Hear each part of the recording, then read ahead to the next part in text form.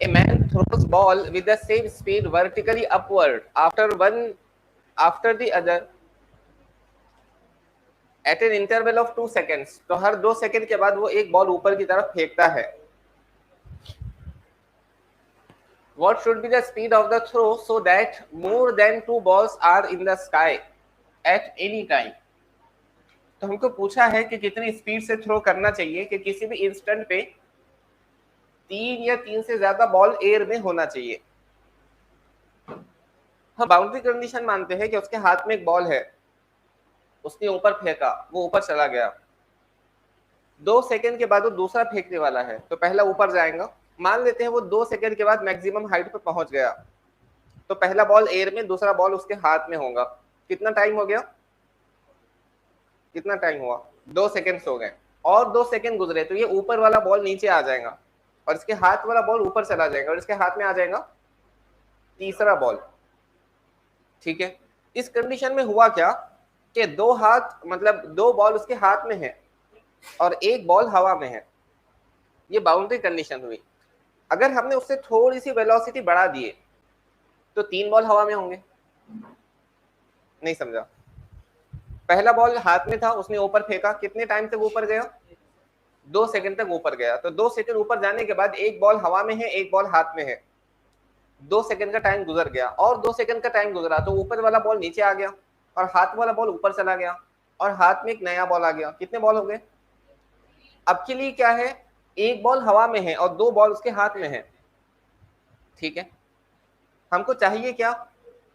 3 ball हवा में होना चाहिए, बराबर ना? मोर देन 2, 3 बॉल हवा में होना चाहिए. तो अगर मैं ये बाउंड्री कंडीशन से थोड़ा सा आगे बढ़ जाऊं तो मुझे तीनों बॉल हवा में मिलेंगे. नहीं समझ रहा? पहला बॉल उसके हाथ में था, उसने ऊपर की तरफ फेंका, दूसरा बॉल यहाँ पे और तीसरा बॉल यहाँ पे. यस कम इन. कितना टाइम हो गया जी? बताओ टाइम कितना हुआ? 4 सेकंड का टाइम हो गया. आइए आइए, 4 सेकंड का टाइम हो गया. ये जाने के 2 सेकंड और आने के 2 सेकंड, टोटल टाइम 4 सेकंड हो गया. अब थोड़ा ध्यान दे, अगर मैं 4 सेकंड से थोड़ा सा टाइम आगे बढ़ा दूं तो क्या इन 3 बॉल पूरे की पूरे हवा में मुझे मिलेंगे? बाउंड्री कंडीशन से ज्यादा वाली कंडीशन. ठीक है. इसलिए हम सॉल्व करेंगे सिर्फ बाउंड्री कंडीशन और उसे ज्यादा वैल्यू हम लोग चूज कर लेंगे. अच्छा, इतना तो समझ आया कि बॉल मैक्सिमम हाइट पे कब पहुंचने वाला है, कितने टाइम में?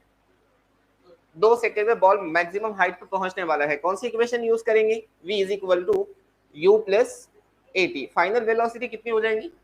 0. इनिशियल वेलोसिटी पता नहीं है. एक्सेलरेशन कितना? माइनस g माइनस 9.8 और टाइम कितना?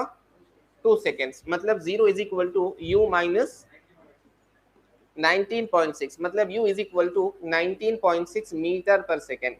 मतलब समझ ही आया? आइए कि 19.6 मीटर पर सेकेंड से बॉल को थ्रो करने पर वो 2 सेकेंड बाद मैक्सिमम हाइट पर होगा. अगर इससे ज्यादा वेलोसिटी से थ्रो किए तो, इससे ज्यादा वेलोसिटी से थ्रो किए तो उसको 2 सेकेंड से ज्यादा टाइम लगेगा मैक्सिमम हाइट पे जाने के लिए. नहीं समझा?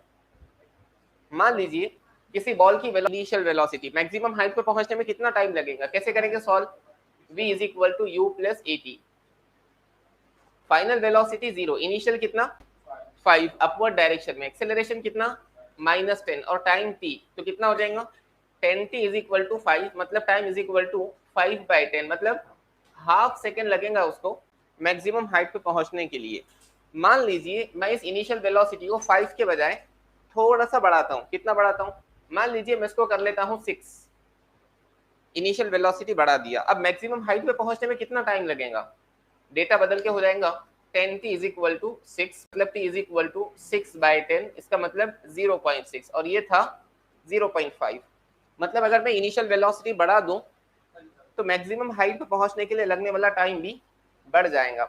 अगर मैं 19.6 मीटर पर सेकंड का वेलोसिटी देता था तो वो कब पहुंचता था मैक्सिमम हाइट पे?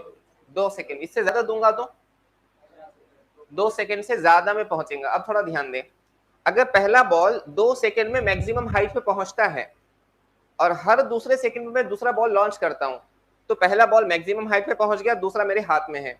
अब और आगे बढ़िए, अगर मैं इस बॉल को 19.6 से ज्यादा वेलोसिटी दूंगा तो मैक्सिमम हाइट पे कितने टाइम में पहुंचेगा? 2 सेकंड से ज्यादा में। बाहर मत देखो प्लीज, आप लोग डिस्टर्ब कर रहे हैं मुझे। पहला बॉल मैंने थ्रो किया, वो ऊपर जा रहा है, उसकी वेलोसिटी 19.6 से ज्यादा है, तो ऊपर पहुंचने में कितना टाइम लगेगा?